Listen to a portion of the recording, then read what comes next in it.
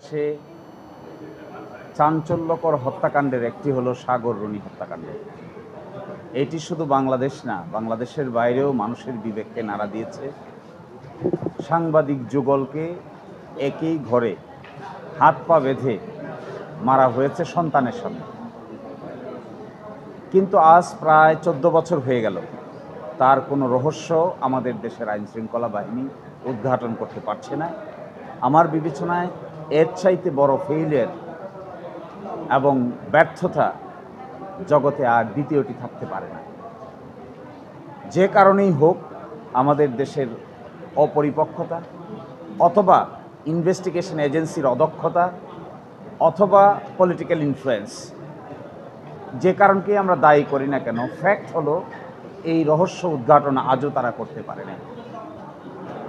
তৃতীয়বার টাস্কফোর্স গঠন করার পরে যে সময় নেওয়া হয়েছে, আজকে এসে তারা রিপোর্ট দিয়ে বলছেন যে আরও অমুক অমুক অমুক অমুককে জিজ্ঞাসা করতে হবে।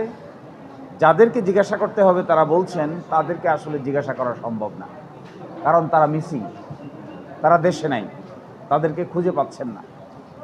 আমরা আপনারা সবাই তাদের নাম জানি।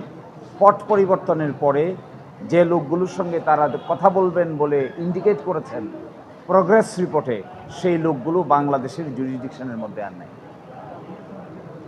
তাহলে কি তদন্তের রেজাল্ট ততক্ষণ হবে না যতক্ষণ পর্যন্ত তাদের পাওয়া যাবে না?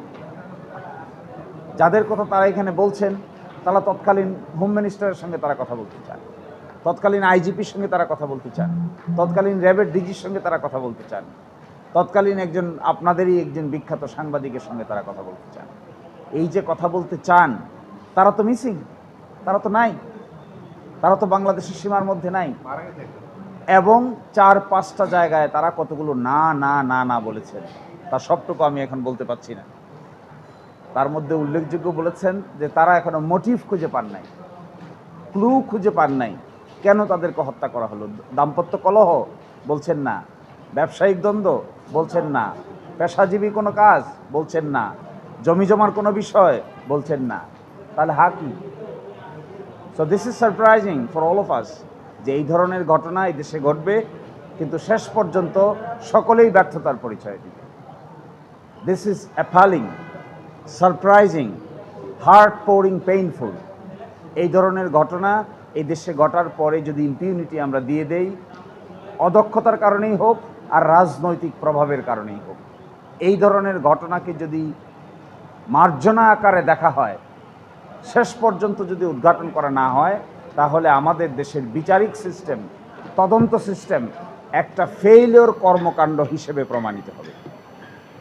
এখানে অত্যন্ত দক্ষ পুলিশ অফিসার আছে, সিআইডি আছে, পিবিআই আছে, পুলিশ ব্যুরো অফ ইনভেস্টিগেশন আছে, ক্রিমিনাল ইনভেস্টিগেশন ডিপার্টমেন্ট আছে, র্যাবের হাতে ছিল। সকলে মিলে ব্যর্থতার পরিচয় দিচ্ছে, কেউই তা উদ্ঘাটন করতে পারছেন না। তাহলে বিষয়টা কি? এমনি মরে গেছেন তারা? একজন আরেকজনকে বেঁধে মেরেছেন? একজন তো হাত পা বাঁধা ছিলেন, কে কাকে বেঁধেছেন, কারা বেঁধেছে? এবং আরও আশ্চর্যজনক, 2-3 জন মানুষকে এখনো জেলে রেখেছে, যারা প্রায় 9, 10, 11 বছর ধরে জেলে আছে, এরকম লোক আছে। তাদের ব্যাপারে কোনো ইনভেস্টিগেশনের আপডেট নাই, কিন্তু তারা জেলে আছে। আমরা যার পক্ষ হয়ে অবলম্বন করি, এই মামলার ইনফরমেন্ট, তিনি আমাদেরকে বলেছেন যে তারা কোনো নিরপরাধ মানুষকে জেলে এভাবে পড়ে থাকতে দেখতে চান না। তারা মনে করেন তাদের মামলার কারণে কোনো নিরপরাধ মানুষ যেন হয়রানি না হয়।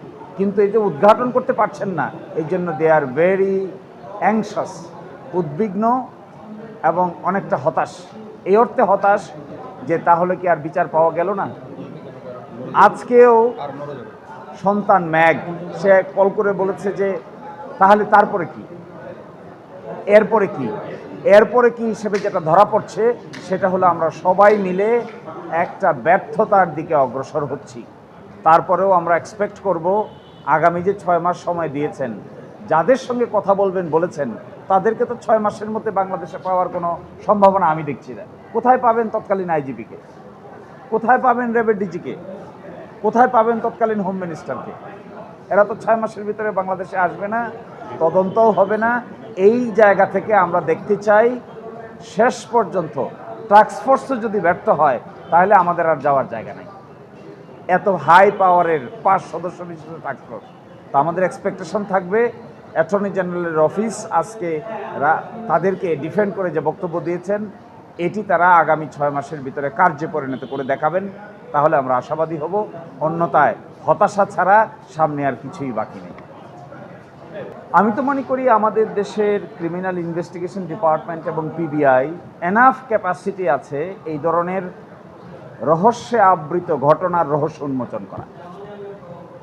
কিন্তু 14 বছরে প্রথম দিনগুলোতে আচ্ছা বুঝলাম পারেন নাই বিকজ অফ ইনফ্লুয়েন্স, কিন্তু মাঝখানে ইন্টারিম গভর্নমেন্ট থেকে শুরু করে এখন পর্যন্ত প্রায় 2 বছর সময় অতিক্রান্ত হতে যাচ্ছে, 3 বার সময় দিয়ে 18 মাস হতে যাচ্ছে।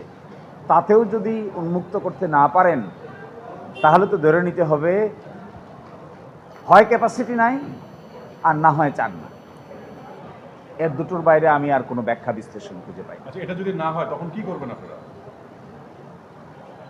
ইনভেস্টিগেশন যদি শেষ করতে না পারেন তাহলে যারা ইনভেস্টিগেশনের কাজের সঙ্গে যুক্ত আছেন, যাদের নেগলিজেন্স আমরা বুঝতে পারবো, তাদের বিরুদ্ধে ডিপার্টমেন্টাল প্রসিডিং ড্র করার দরখাস্ত দিব। আমি আগেই বলেছিলাম দেওয়ার, তারপরেও ইনফরমেন্ট একটু সহনশীল হতে চান।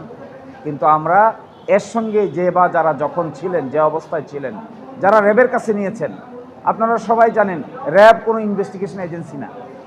র্যাব কখনো ইনভেস্টিগেশন করে না। র্যাবের ইনভেস্টিগেশন কোনো ক্ষমতা নাই, কোনো অ্যাপারেটাস নাই, কোনো ম্যাটেরিয়ালস নাই, কিন্তু মামলাকে প্রথম 6 মাসেই র্যাবের কাছে পাঠানো হয়েছে। তো হাউ ফানি ইজ দিস?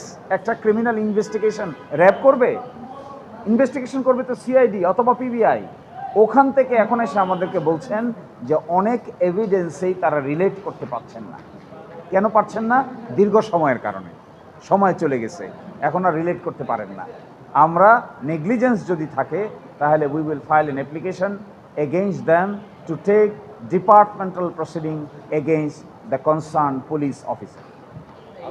আমরা নিজেই চিন্তা করো, আমি আজকেও কথা বলেছি, আমরা নিজেরাই ইনফরমেন্টের পক্ষ থেকে নিরপরাধ লোক জেলে পড়ে থাকুক এটা আমরা চাই না। ইনফরমেন্টের পক্ষ থেকেই তাদের বেল চেয়ে আমরা দরখাস্ত করব সাময়িক সময়ের মধ্যেই, আপনারা দেখতে পাবেন। শুধু তাই না, এটা দেশের জন্য একটা লজ্জার ব্যাপার, ক্রিমিনাল জাস্টিস সিস্টেমের জন্য একটা শেইমফুল ব্যাপার। এবং আমরা যারা বাংলাদেশের নাগরিক এত সুন্দর কাপড় চোপড় পরে ভদ্রচিতভাবে আপনাদের সামনে উপস্থিত হই, আমাদেরও লজ্জায় মুখ লুকানোর কোনো জায়গা খুঁজে পাওয়া যায় না।